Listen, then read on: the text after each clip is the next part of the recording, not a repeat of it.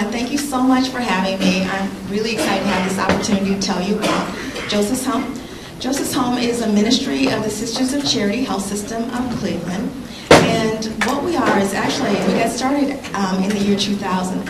And how we got started was one of the Sisters of Charity, who works as a social worker at the Charity Hospital, noticed that there was a need in the community. And what that need was is they were discharging homeless men back to the streets or to shelters who had very serious medical conditions that they still needed a period of recuperation.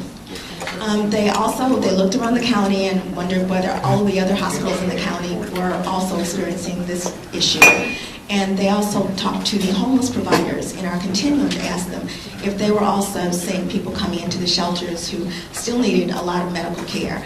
That's how Joseph's Home came about. We were modeled on a place in Washington, D.C. called Christ House.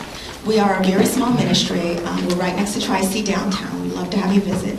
But what we do is all of the area hospitals and sometimes hospitals out of county will send us homeless men who maybe have just had open heart surgery, have no insurance, have a fistful of prescriptions, and no way to get care. We've had people who are suffering from cancer.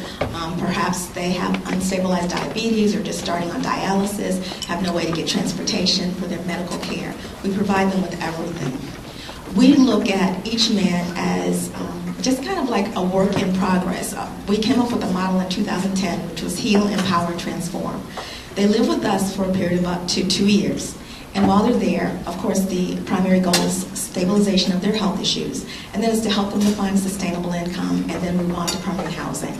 Just to give you a quick example, one of our residents had lived in an abandoned warehouse for 8 years and then lived in an abandoned car for 5. How he came to us was an outreach worker from a church found him and befriended him and asked if she could refer him to our place. At that point in time, he had been diagnosed with breast cancer and could not get to medical care, was basically deteriorating. So we took him into Joseph's Home. He lived with us, and he was a very, I'll say, isolating person. He was used to having to defend himself and to be very careful about where he was. And he just became, honestly, just a jewel. We just loved him. He moved on to his own apartment. He has an income, and he is volunteering in the community at this time. But that's just one of the many stories that Joseph's Home has. I consider all of the men that are in my care my sons. Even if they're older than me, I don't care.